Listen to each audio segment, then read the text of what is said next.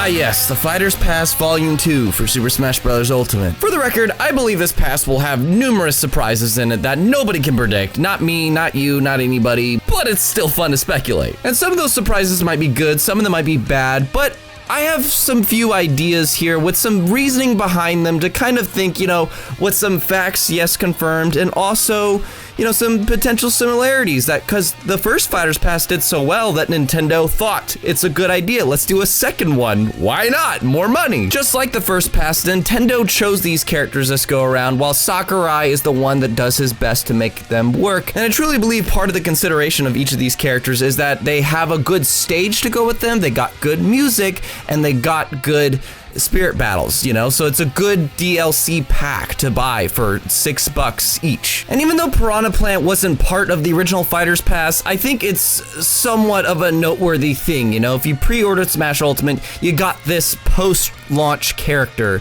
And let's just say hypothetically we do include him. Here's a few notes from each of the first Fighters Pass being Piranha Plant was a random Nintendo character. Joker was a big surprise pick to really appeal to the masses. Hero was a promotional pick to promote, the Dragon Quest XI Deluxe Edition or whatever for the Switch. Banjo and Kazooie was a big audience request, from the Smash community. Terry Bogard was a legacy fighting game character pick. And Byleth was a Nintendo one to really promote a recent release or an upcoming DLC or something of theirs. When you look at this from a business standpoint, from like a marketing perspective, we can maybe think of an idea as to what might be the plan, from Nintendo picking these characters. And that would be a surprise, like big character to announce for the first character in the Fighters Pass to really help sell it in March, which is probably going to be in an upcoming direct, like within the next week or two. Please God. Then the second character in June would be a very big audience pick to really hype people up at E3. Then as we get closer to the holiday season, they might have a really big promotional pick or first party pick to really,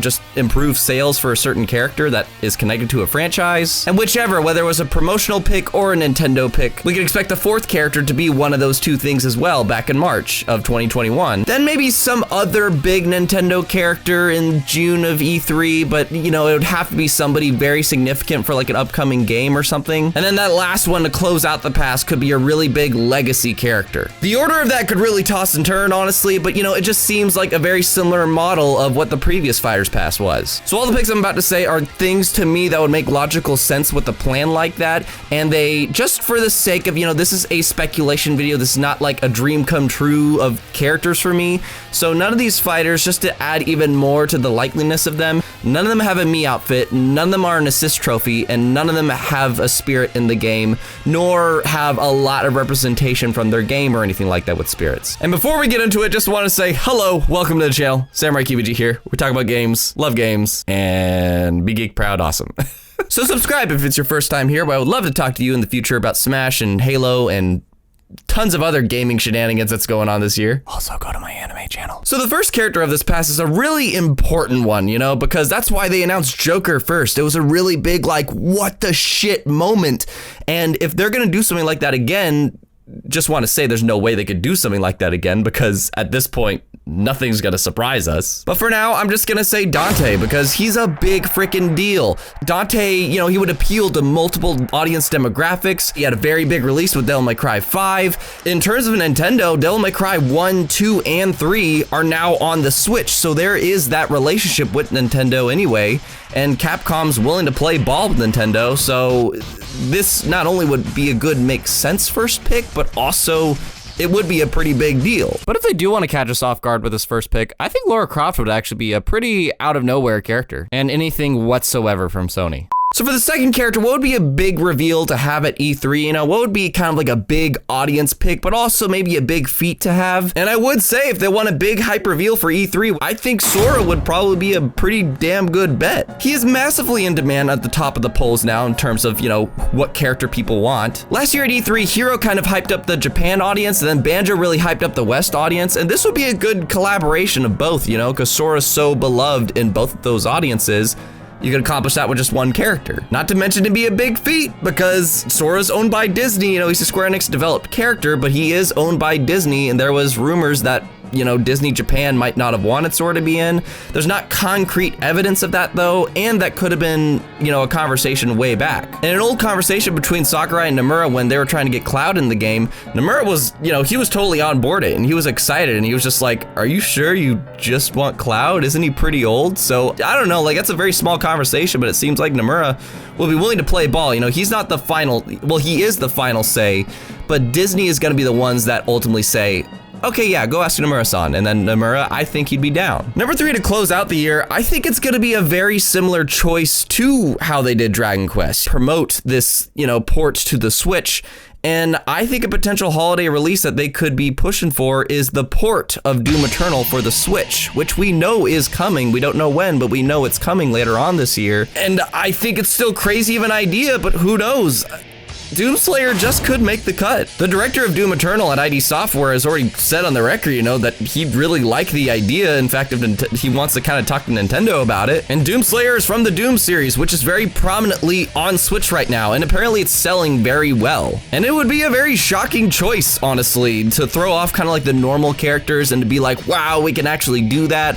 Honestly, this character I thought could be a good first character. I just don't think he would appeal to kind of like the masses as much as Dante would, or Sora for that matter, but Doomslayer could be a very good promotional pick. It's just gonna be interesting timing wise between characters 3 and 4, because Doomslayer would be a good promotional pick for this year, but there should probably be a Nintendo character as well to promote some kind of release, you know, for 2019. So either the early holiday character or the early year of 2021 character, I think could be Urshifu. Is that how you say that? Urshifu? You know, the legendary Kung Fu Pokemon from the coming Sword and Shield DLC? He'd be really neat to add another fighting style character, kind of like Terry to the DLC. You know, he'd play very differently than Terry, but you know, he'd just be that fighting character style. It would be a promotion for a very big Nintendo release, kind of similar to Byleth. You know, they announced Byleth when the coming Fire Emblem Three Houses DLC was about to come out, and they could do the same thing for this Pokemon DLC, or just simply to promote it after the fact. Because Sword and Shield is in the top 10 best-selling games for Nintendo Switch, and it's only been out for a couple months. Now, the 5th character that could be revealed at E3 next year, this is actually the one that I'm a little bit struggling to even fathom an idea, because I don't think we're really gonna know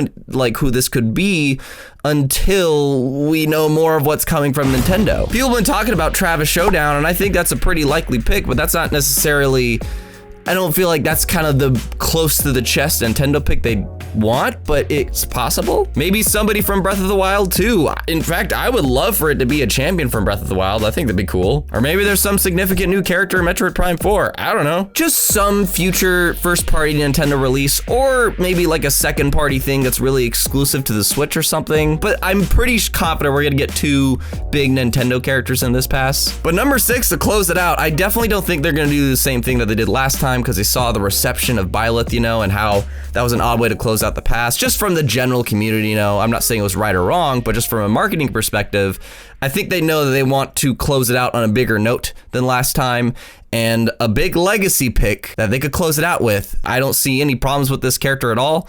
Is Crash Bandicoot. Crash Bandicoot is one of the most iconic platformer characters there is out there, like right alongside Sonic and Mario, who are in the game. Like, putting the 3 of them in one game, are you serious? That would be a huge note to close out on. And Activision doesn't have any reps in the game, so that's kind of like a behind the scenes cool factor. Not to mention he's a very in-demand character from the Smash community. He's usually like in the top 10 or top 20 at the least. And so with all that together, it'd just be a really neat note to close the pass on. Now we should have a much better idea as to who it could be, especially like that one mysterious Nintendo character I'm talking about, and we'll probably know a lot more with this next Nintendo Direct. I can almost guarantee you we're gonna know who the first character is. But for now, these are characters that I simply would very much understand from like a business and marketing perspective that would really work out for Nintendo, in my opinion. And most of these aren't my preferred picks, you know, like my personal dream come trues. If you want to know what those are, you could see that in the cards above. But I'm really dying to know what you think, you know, like both what you are predicting logically, but also what you really hope for from this Fighters Pass Volume 2. Leave that in a comment. It's going to be a very spread out and interesting 2 years of speculation. A final thought is I really don't think they're going to reveal the final character until like the month before, you know, the end date. I think it's going to be like a November or December reveal, because they really want to keep the speculation going, because it keeps